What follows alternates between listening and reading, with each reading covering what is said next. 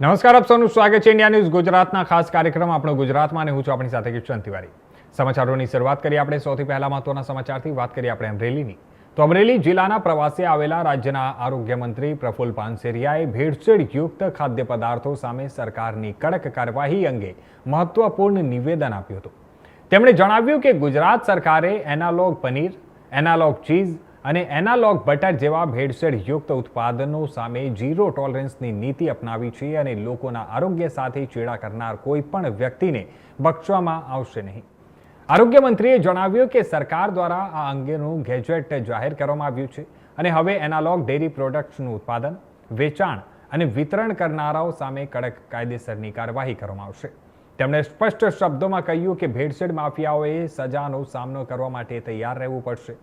પ્રફુલ્લ પાનસેરિયાના જણાવ્યા મુજબ રાજ્યભરમાં અત્યાર સુધી 74 સ્થળોએ તપાસ હાથ ધરવામાં આવી છે, જેમાં અંદાજે 1000 કિલો જેટલું એનાલોગ પનીર અને અન્ય પ્રતિબંધિત ડેરી ઉત્પાદનો જપ્ત કરીને નષ્ટ કરવામાં આવ્યા છે।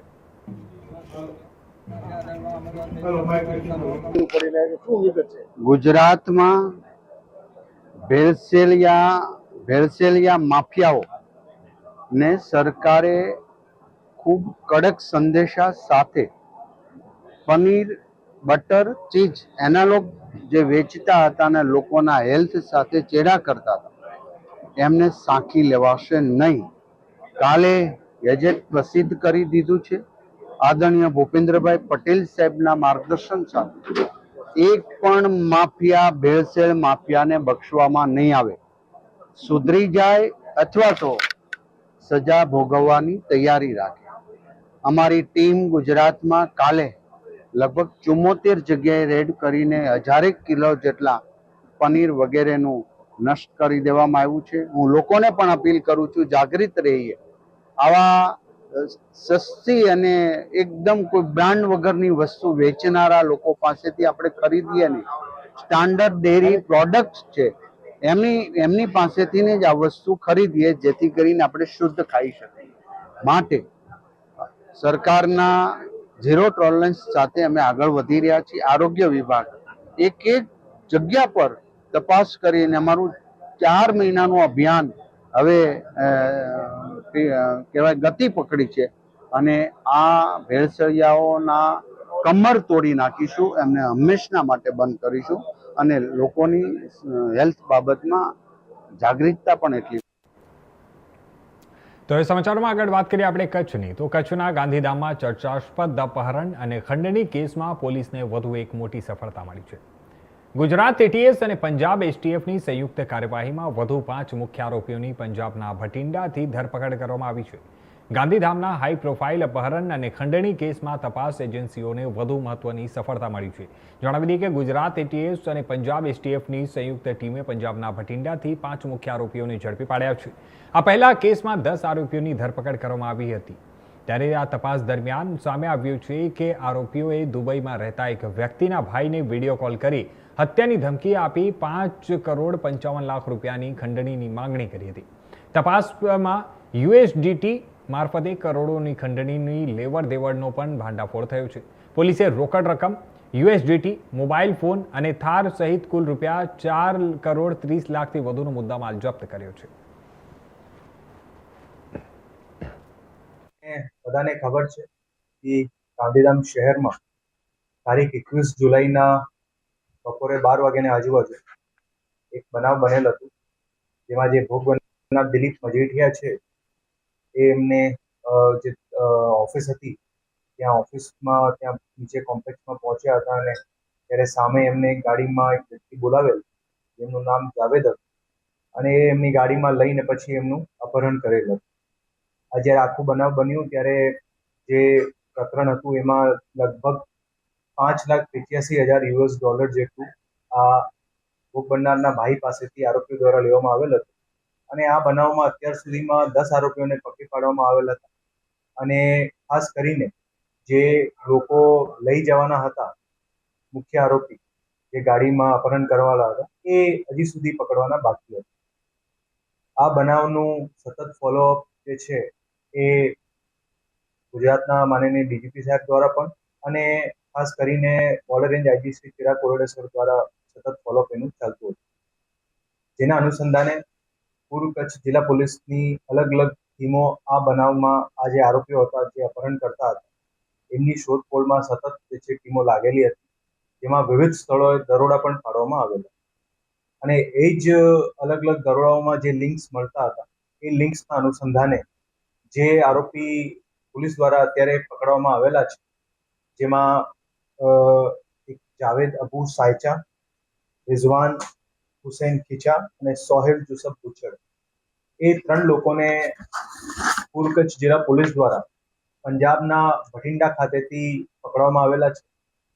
આ જે એ લોકોને પકડવામાં આવેલા છે એમાં ખાસ કરીને આ બધી શોધખોળમાં ગુજરાત એટીએસની ખૂબ સારી મદદ મળેલ છે અલગ અલગ બાબતોમાં.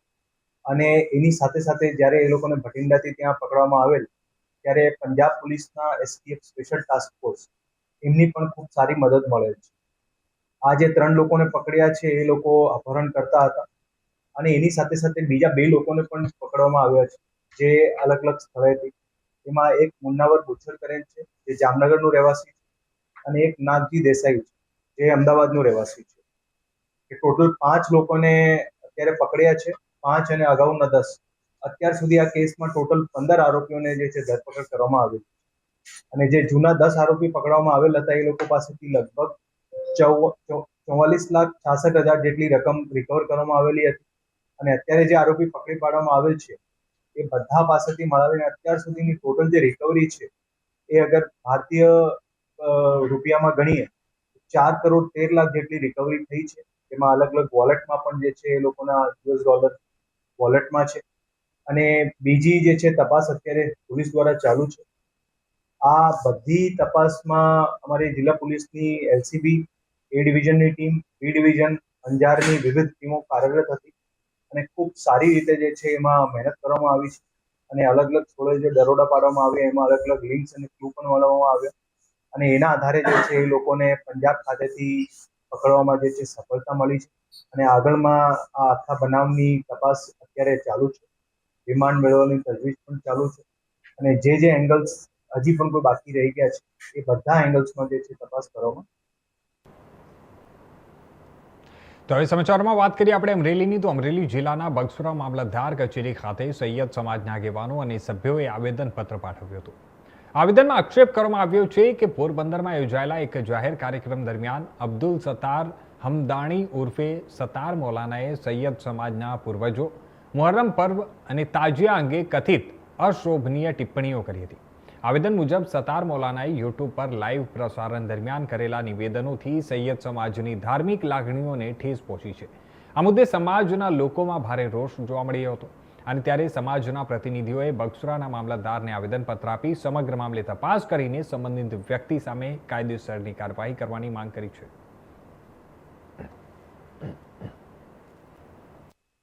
આવેદનપત્ર આપ્યું. મારું નામ સઈદ અલી બાપુ, પેશ ઇમામ જુમ્મા મસ્જિદ બગસરા. બગસરાની સુન્ની મુસ્લિમ જમાત તરફથી આજ મામલતદારશ્રીને આવેદનપત્ર આપવામાં આવેલ છે કે પોરબંદરના રઈસ અબ્દુલ સત્તાર હમદાણી જે મૌલાના છે તેને અમારા ઇમામે અલી મકામ ઇમામે હુસૈન અને એની આલના વિશે જે ગલત શબ્દો બોલ્યા છે તે બાબતે આજ મામલતદારશ્રીને આવેદન દેવા આવેલ છે કે તેની જે છે કાર્યવાહી સખ્તમાં સખ્ત કરે અને તેને કડીમાં કડી સજા મળે એવી અમારી અપેક્ષા છે. તો હવે વાત કરીએ આપણે જૂનાગઢની. તો જૂનાગઢના ગિરનાર પર્વત પર ફરી એકવાર સિંહોની અવરજવર જોવા મળી છે. ગઈ રાત્રે 3 નર સિંહો ગિરનારની જૂની અને નવી બંને સીડીઓ પરથી પસાર થયા હતા. વન વિભાગે સતત દેખરેખ રાખી સિંહોને સુરક્ષિત રીતે અભયારણ્ય વિસ્તારમાં પહોંચાડ્યા હોવાનું જણાવાયું છે. વિગતે વાત કરીએ આપણે તો જૂનાગઢના ગિરનાર ખાતે ગઈકાલે રાત્રે 3 નરસિંહોના અવરજવર નોંધાઈ હતી. ડીસીએફ અક્ષય જોશીના જણાવ્યા અનુસાર સિંહોને સૌપ્રથમ ગિરનારના જૂના પગથિયા પર સુરક્ષિત રીતે પાર કર્યા હતા અને ત્યારબાદ નવી સીડીઓ તરફ આગળ વધ્યા હતા. સમગ્ર સમય દરમિયાન વન વિભાગનો સ્ટાફ અને શાસન ટ્રેકર ટીમ સતત પેટ્રોલિંગ અને દેખરેખ રાખી સિંહોની હિલચાલ પર નજર રાખી હતી. ટીમે સિંહોને કોઈપણ પ્રકારના માનવ વન્યજીવ સંઘર્ષ વિના સુરક્ષિત રીતે અભયારણ્ય વિસ્તારમાં પહોંચાડવામાં આવ્યા હતા. આ ઘટનામાં કોઈ જાનહાની કે અનિચ્છનીય બનાવ બન્યો ન હતો. વન વિભાગે ગિરનાર આવતા શ્રદ્ધાળુઓ અને પ્રવાસીઓને જૂથમાં અવરજવર કરવા વન્યજીવ દેખાય તો ગભરાટ ફેલાવ્યા વગર સુરક્ષિત અંતર જાળવવા અને વિભાગની તમામ સૂચનાઓનું ચુસ્તપણે પાલન કરવા માટે અપીલ કરી છે.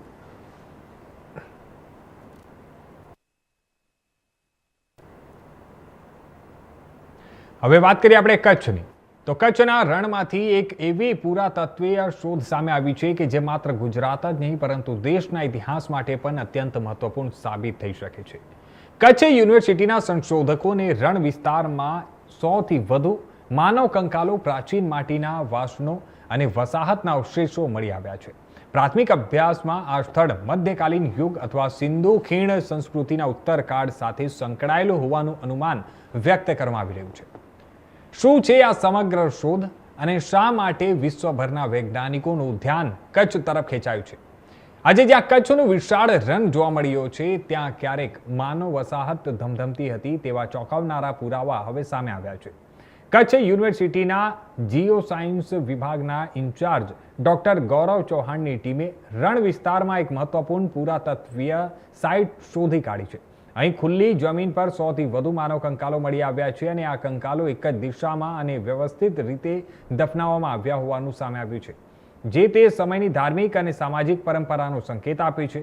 ઉપરાંત સ્થળ પરથી માટીના વાસણો, ટેરાકોટાના રમકડા અને પ્રાચીન બાંધકામના અવશેષો પણ મળી આવ્યા છે. આ સાઇટની માહિતી 100થી પહેલા બીએસએફના જવાનોને પેટ્રોલિંગ દરમિયાન મળી હતી. ત્યારબાદ કચ્છ યુનિવર્સિટી દ્વારા ત્યાં સ્થળનું વૈજ્ઞાનિક સર્વેક્ષણ હાથ ધરવામાં આવ્યું હતું. પ્રાથમિક તારણો મુજબ આ સ્થળ અંદાજે 1000થી 1500 વર્ષ જૂનું હોઈ શકે છે અને તેનો સંબંધ ધોળાવીરા તેમજ સિંધુ ખીણ સંસ્કૃતિના ઉત્તરકાળ સાથે હોવાની શક્યતા વ્યક્ત કરવામાં આવી રહી છે. હવે આ સાઇટના કાર્બન ડેટિંગ, ડીએનએ પરીક્ષણ અને અન્ય વૈજ્ઞાનિક અભ્યાસ માટે Oxford university, Deccan college, ISRO, PRL અને અન્ય સંસ્થાઓ સાથે સંયુક્ત સંશોધનની તૈયારી ચાલી રહી છે. જો આ અભ્યાસમાં પ્રાથમિક તારણોને સમર્થન મળશે તો કચ્છના પ્રાચીન ઇતિહાસમાં એક નવું અધ્યાય ઉમેરાશે. કચ્છના રણમાં થયેલી આ શોધ માત્ર એક પુરાતત્વીય સાઇટ પૂરતી મર્યાદિત નથી, પરંતુ તે હજારો વર્ષ જૂની સંસ્કૃતિ, માનવ વસાહત અને કચ્છના ગૌરવશાળી ઇતિહાસના નવા પુરાવા તરીકે ઉભરી રહી છે. હવે સૌની નજર આગામી વૈજ્ઞાનિક પરીક્ષણોના પરિણામો પર છે, જે રહસ્યમય સાઇટના ઇતિહાસ પરથી વધુ પડદો ઉઠાવશે.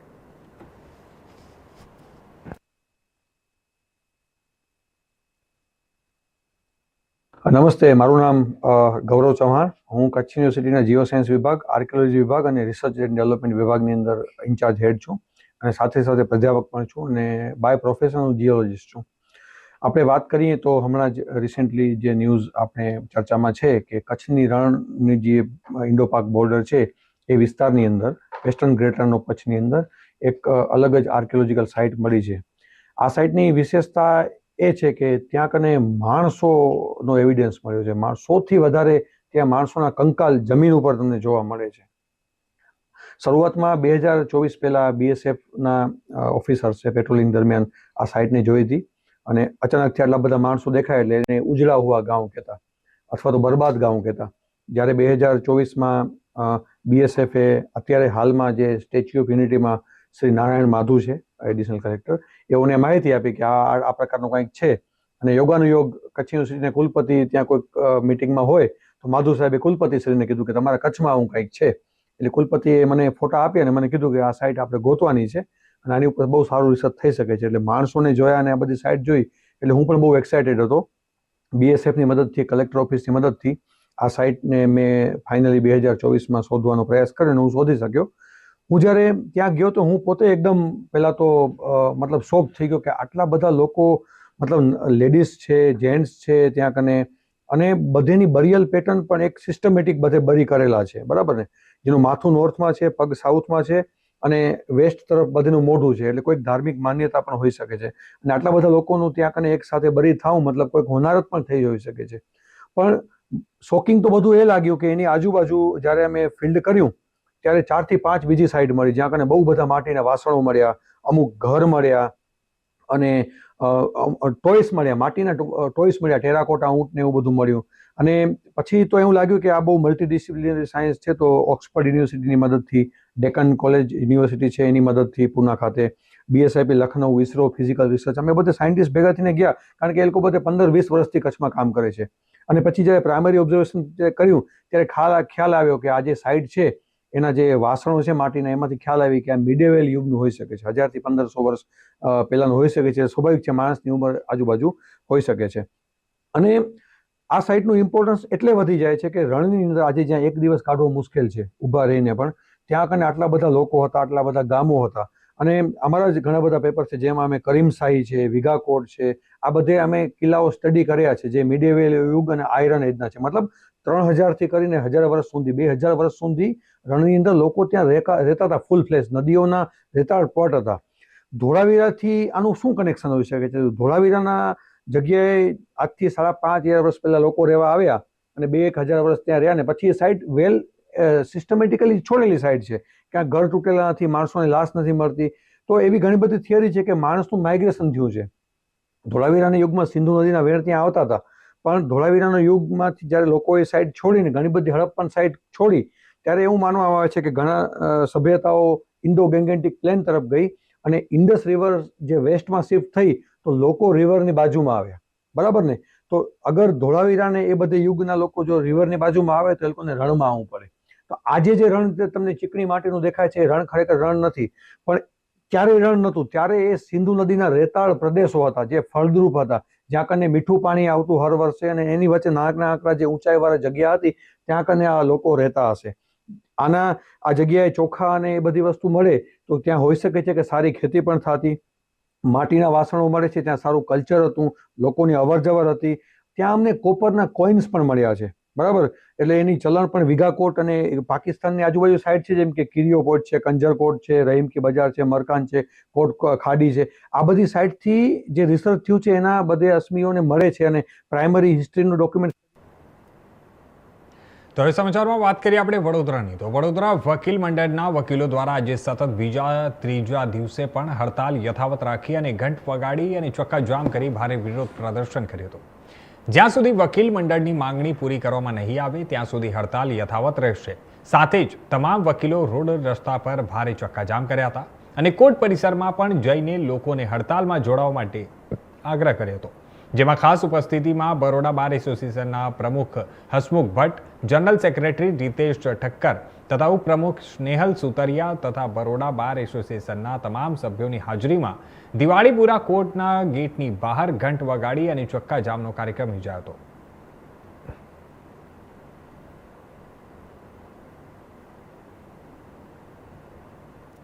ગુજરાત હાઈકોર્ટ દ્વારા જે પરિપત્ર બહાર પાડવામાં આવ્યો છે તેના વિરોધની અંદર વડોદરા વકીલ મંડળ દ્વારા ત્રીજે દિવસે પણ અચોક્કસ મુદતની હડતાલ ચાલે છે. આ ઘંટ વગાડવાનું મુખ્ય કારણ એ છે કે ગુજરાત હાઈકોર્ટને અમારે જણાવવું છે કે ગુજરાત હાઈકોર્ટની અંદર જે પરિપત્રો બહાર પાડ્યું છે એના અનુસંધાને મુદત લેવા માટે અરજી આપવામાં નથી આવતી. તે ઉપરાંત ત્યાં આગળ સ્ટેજ બંધ કરવા માટે પણ અરજી આપવામાં નથી આવે, કહેવામાં આવે છે ને ઓર્ડર થઈ જાય છે. માટે આ પરિપત્રનો અમલ કરતા પહેલા ગુજરાત બાર કાઉન્સિલે અને ગુજરાત હાઈકોર્ટે સ્થાનિક બારોની માહિતી લેવી જોઈએ ને ત્યાર પછી પરિપત્ર બહાર પાડવો જોઈએ અને સ્થાનિક બારોમાં ચાલતી લિપિનો સમાવેશ કરવા અથવા આ પરિપત્ર સ્થગિત કરવા માટેની વાત છે. आज रोज बड़ौदा बार एसोसिएशन ने घंट बजाकर नामदार गुजरात हाई कोर्ट को जागरूक करने का एक तरीका अपनाया है. जो नामदार गुजरात हाई कोर्ट ने जो परिपत्र जारी किया है वो परिपत्र वकीलों के विरुद्ध का है, उनसे वकीलों के खिलाफ का है, उनसे वकीलों को बहुत नुकसान जाएगा. इसलिए गुजरात बड़ौदा के नहीं पर पूरे गुजरात के वकीलों ने इसका बहिष्कार किया है और आज पूरे गुजरात में आंदोलन चल रहा है. जब तक ये गुजरात हाईकोर्ट ये परिपत्र वापस नहीं लेती है तब तक हम ऐसे आंदोलन करते रहेंगे. और हम आज घंट बजाकर नामदार गुजरात हाईकोर्ट को हमने जागरूक किया है कि आप जागो और हमारे साथ जो ये गलत किया है वो आप वापस लो. क्या नाम आपका पूरा? Ritesh Thakkar, general secretary. તો હવે વાત કરીએ આપણે ડભોઈની. તો ડભોઈ તાલુકાના સાઠોદ ગામમાં સ્માર્ટ મીટરને લઈને વીજ ગ્રાહકોનો આક્રોશ ચરમસીમાએ પહોંચ્યો હતો. સાઠોદ ગ્રામજનો પંચાયત કચેરીએ એકત્ર થઈને MGVCL મધ્ય ગુજરાત વીજ કંપની લિમિટેડ સામે ઉગ્ર વિરોધ નોંધાવ્યો છે. વિરોધનું મુખ્ય કારણ 1 મહિનાનું બિલ 3 થી 4 ગણું વધારે આવ્યું છે. ગ્રામજનોના જણાવ્યા અનુસાર પહેલાની સ્થિતિ પ્રમાણે અગાઉ દર 2 મહિને એકવાર લાઇટ બિલ આવતું હતું અને હાલની સ્થિતિમાં સ્માર્ટ મીટર આવ્યા બાદ હવે નવી દર મહિને બિલ આવે છે. ગ્રામજનોનો આક્ષેપ છે કે એક જ મહિનાનું બિલ અગાઉના 2 મહિનાના બિલ કરતાં પણ 3 થી 4 ગણું વધારે આવી રહ્યું છે. બિલમાં અચાનક આવેલા કમરતોડ વધારાના કારણે લોકોમાં ભારે રોષ વ્યાપી ગયો હતો, જે બાદ મોટી સંખ્યામાં ગ્રામજનો ગ્રામ પંચાયત પહોંચી હોબાળો મચાવ્યો હતો. ગ્રામજનોના ભારે આક્રોશ વચ્ચે MGVCLના અધિકારી KD સોની દ્વારા પરિસ્થિતિ થાળે પાડવાનો પ્રયાસ કરવામાં આવ્યો હતો અને જણાવવામાં આવ્યું હતું કે ટેકનિકલ ખામીના કારણે આ સમસ્યા સર્જાઈ છે. અંદાજે 4000 જેટલા વીજ ગ્રાહકોને આ અસર પહોંચી છે. જે ગ્રાહકોને વધારે બિલ આવ્યા છે તેમને સુધારી આપવામાં આવ્યા છે અને બાકીની રકમ આવનારા આગામી વીજ બિલમાં એડજસ્ટ કરી દેવામાં આવશે તેમ જણાવવામાં આવ્યું હતું. નવા મીટરો આવ્યા છે ત્યારથી લોકોના બિલોમાં ડબલ મીટરોનો ચાર્જ આવે છે. જૂના મીટરો લઈ ગયા પણ એને કોઈ ઇસ્યુ બનાવ્યો ને એને નવા મીટરો એમને લગાવી દીધા. એનો પોતના મીટરનો બીજાનો નંબર આવે, બીજા બાજુવાળાના નંબરનો મીટરનો રેટ આવે છે. મને આજે ખબર પડી 5 મહિના પછી મારા મીટરનો નંબર અલગ છે ને બાજુવાળાનો મીટરનો મારામાં આવે છે. આગલો મહિને મેં 2800 રૂપિયાનું ભર્યું, આ મહિને બી 2800 રૂપિયાનું બિલ આવ્યું. આ કેવી રીતે બને? એમ કારણ કે 1 મહિનો તો અમે ઘર બંધ હતું તો કેટલું મીટર આવે? અને આવી કેટલાક જગ્યાએ ભૂલો થઈ છે ને જ્યાં જઈએ છે ઓફિસે એ લોકો સુધારી આપે છે, એટલે એમની ભૂલ છે કબૂલ્યું છે એમને. એનો મતલબ એવો થયો. તો આવા કેટલા ગ્રાહકોના એ લોકોએ પૈસા ડમ્પ થયા હશે. રિટર્ન એમને કરવા જોઈએ. નાના મોટા ખેડૂતો મજૂરિયાત વર્ગના આવા 2500 3,000 બિલો મોકલે છે તે લોકો ક્યાંથી ભરવાના છે? જે લોકોના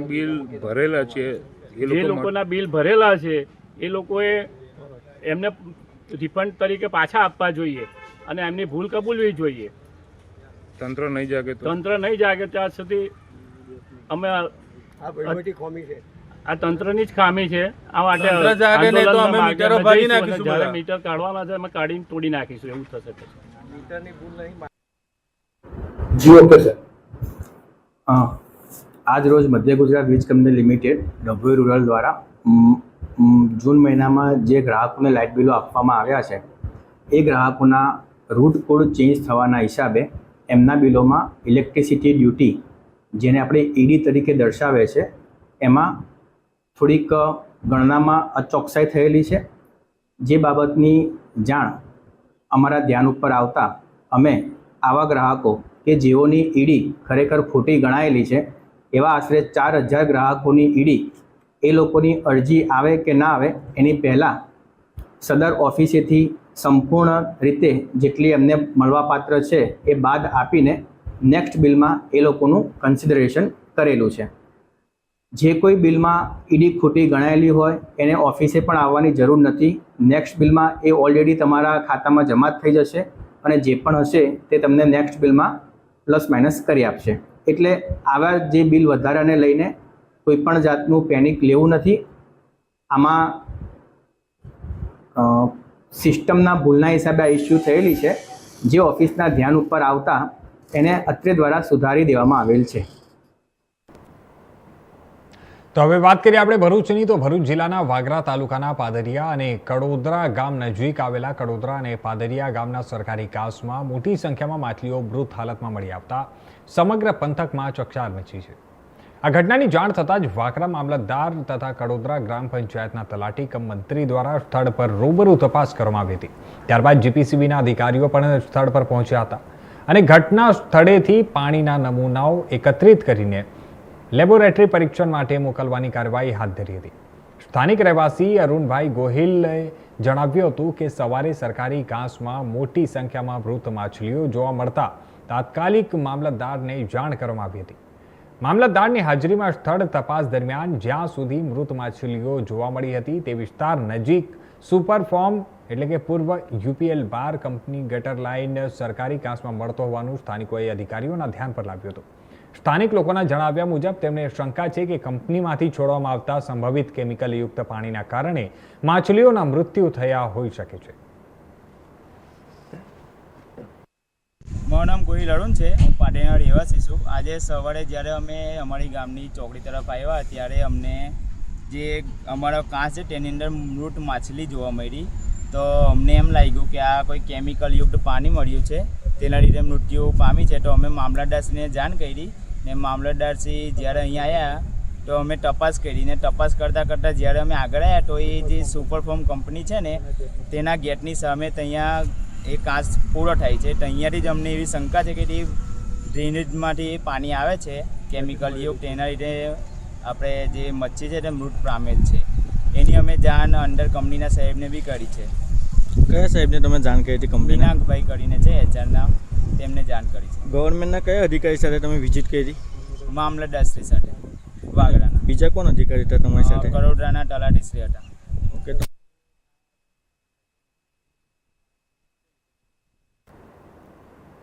તો હાલ મારી સાથે આ બુલેટિનમાં બસ આટલું જ. બાકી દેશ દુનિયાના તમામ નવા સમાચારો માટે જોતા રહેજો ઇન્ડિયા ન્યૂઝ ગુજરાત.